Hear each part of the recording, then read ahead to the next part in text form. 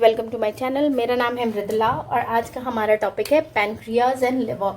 तो बेसिकली हम आज पैनक्रिया का स्ट्रक्चर और फंक्शन और लिवर का स्ट्रक्चर और फंक्शन देखेंगे। तो सबसे पहले हम पैनक्रियाज देखते हैं। तो पैनक्रिया जो है वो पेल ग्रे ग्लैंड होता है जिसका वेट अबाउट 60 ग्राम होता है। ये 12 to 15 सेंटीमीटर लॉन्ग होता है और आपको एपिगैस्ट्रिक और लेफ्ट हाइपरकॉन्ड्रिक रीजन जो एब्डोमिनल कैविटी की है वहाँ पे लोकेटेड होती है। ये आपका देखिए पैनक्रियाज है। इसमें आपको ब्रॉड हेड होता है, बॉडी होती है और नैरो टेल होता है। ठीक, ये आपका इधर हेड है, ये आपका क्या है बॉडी और ये हो गया आपका टेल। हेड जो है वो आपको डिओडिनम के कर्व में प्रेजेंट होता है, बॉडी जो है वो स्टमक के पीछे और टेल जो है वो आपको किडनी के फ्रंट के लेफ्ट साइड में प्रेजेंट होती है और वहां पे लगभग स्पिन के पास पहुंचती हुई होती है। पैनक्रियाज को आप एक्सोक्राइन और एंडोक्राइन ग्लैंड दोनों कह सकते हैं। करेंगे composition and function of pancreatic juice की। तो हर दिन पैनक्रियाज जो है वो आपको 1200 to 15 मिलीलीटर जो है वो पैनक्रियाटिक जूस प्रोड्यूस करती है। पैनक्रियाटिक जूस जो है वो क्लियर कलरलेस लिक्विड होता है जिसमें आपको मोस्टली वाटर, कुछ सॉल्ट, सोडियम बाइकार्बोनेट और सर्वल एंजाइम्स प्रेजेंट होते हैं। सोडियम बाइकार्बोनेट जो पैनक्रियाटिक जूस में प्रेजेंट होता है वो पैनक्रियाटिक जूस को अल्कलाइन पीएच प्रोवाइड करता है, मतलब वो अल्कलाइन बनाता है, यानी कि 7.1 से लेके 8.2 पीएच होता है, जो कि एसिटिक जो गैस्ट्रिक जूस रिलीज होती है उसको बफर करता है, मतलब बैलेंस करता है, जो कि काइम में प्रेजेंट होता है। उसके अलावा जो पेप्सिन का एक्शन होता है स्टमक में उसको ये स्टॉप करता है और एक प्रॉपर पीएच मेंटेन करता है जिससे कि डाइजेस्टिव एंजाइम्स जो है वो स्मॉल इंटेस्टाइन के अंदर अच्छे से अपना एक्शन परफॉर्म कर सके।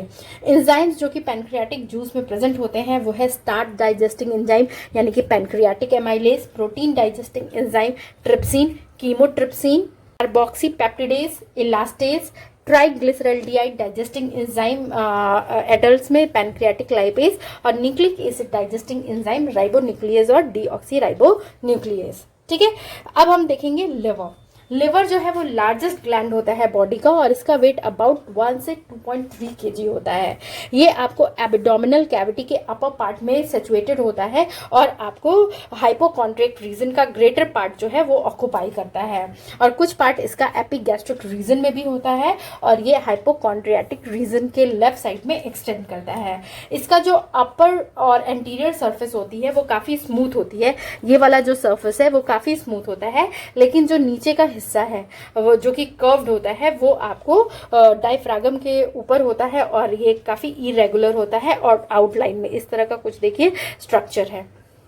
लिवर जो है वो एक थिन इन इलास्टिक कैप्सूल के अंदर इनक्लोज होता है और पार्शियली ये कवर्ड होता है आपको पेरिटोनियम के लेयर से।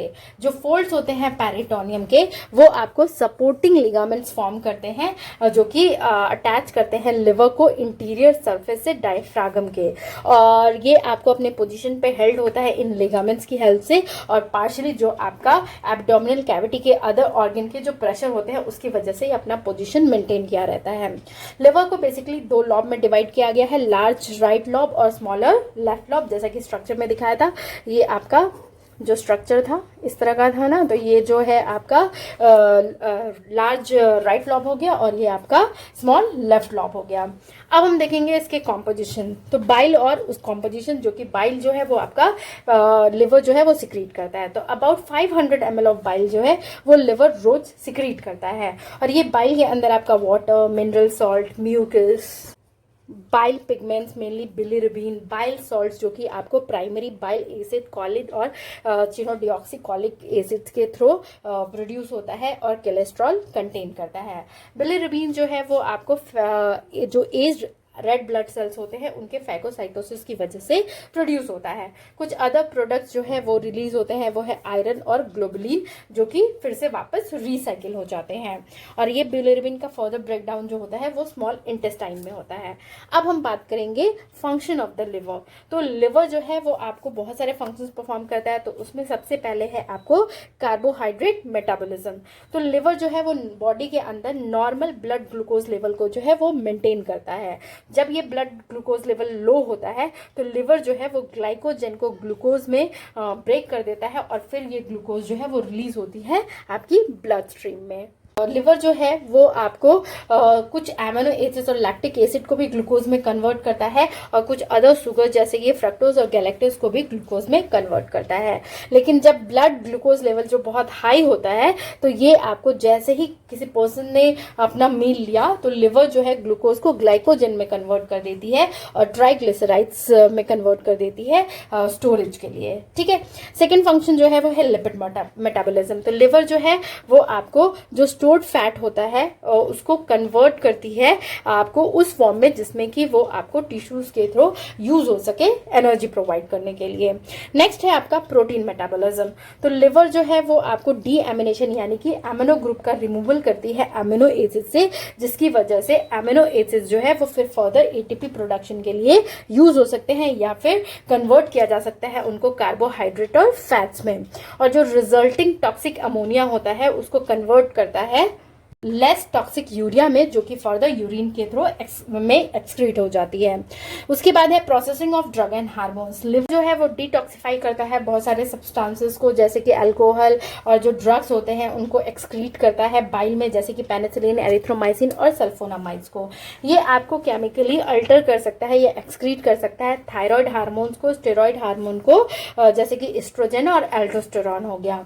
नेक्स्ट है आपका एक्सक्रीशन ऑफ बिलिरुबिन। बिलिरुबिन जो है वो आपको लिवर में एब्जॉर्ब होता है ब्लड से और फिर उसको सिक्रीट करता है बाइल के फॉर्म में। ठीक है, और मोस्ट ऑफ द बिलिरुबिन जो बाइल में होता है वो फिर फर्दर मेटाबोलाइज होता है आपका स्मॉल इंटेस्टाइन में बैक्टीरिया के थ्रू और फिर एलिमिनेट हो जाता है आपका फीसेस में।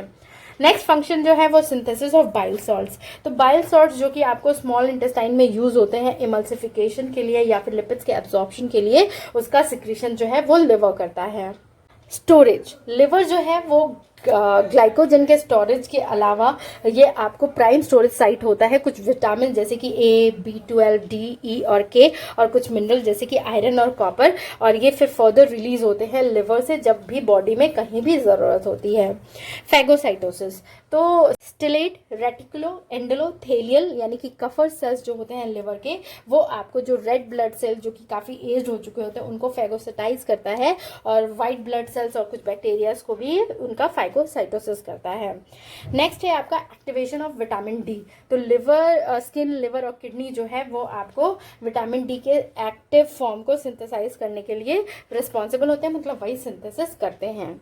जो है लिवर का अगर उसको हम चार्ट के फॉर्म में देखें तो सबसे पहला फंक्शन क्या था, कार्बोहाइड्रेट मेटाबॉलिज्म, जिसमें कि वो ग्लाइकोजन को ग्लूकोज, एमिनो एसिड और लैक्टिक एसिड को ग्लूकोज और फ्रक्टोज और गैलेक्टोज को ग्लूकोज में कन्वर्ट करता है और बेसिकली ब्लड ग्लूकोज लेवल को मेंटेन करने में हेल्पफुल होता है। सेकेंड था लिपिड मेटाबॉलिज्म। थर्ड है आपका प्रोटीन मेटाबॉलिज्म। फोर्थ है आपका processing of drugs and hormones. Next है आपका एक्सक्रीशन ऑफ बिलिरुबिन। उसके बाद है सिंथेसिस ऑफ बाइल सॉल्ट्स और उसके बाद है स्टोरेज, जिसमें कि ग्लाइकोजन, विटामिन और मिनरल का स्टोरेज करता है। फैगोसाइटोसिस, जिसमें कि वो ओल्ड आरबीसी, डब्ल्यूबीसी और बैक्टीरिया के फैगोसाइटोसिस करता है। और उसके बाद है एक्टिवेशन ऑफ विटामिन डी। तो आप इस तरह का चार्ट बना के याद रख सकते हो। तो ये था अबाउट आपका structure and function of pancreas and liver. अगर आपको मेरा ये वीडियो पसंद आए तो प्लीज़ इसे लाइक, शेयर और कमेंट करें। Thank you for watching.